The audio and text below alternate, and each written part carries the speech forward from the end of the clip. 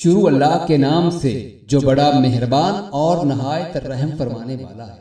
حضرت شریک رضی اللہ عنہا سے روایت ہے، انہوں نے بتایا کہ نبی صلی اللہ علیہ وآلہ وسلم نے چھپکلی کو مار ڈالنے کا حکم فرمایا ہے۔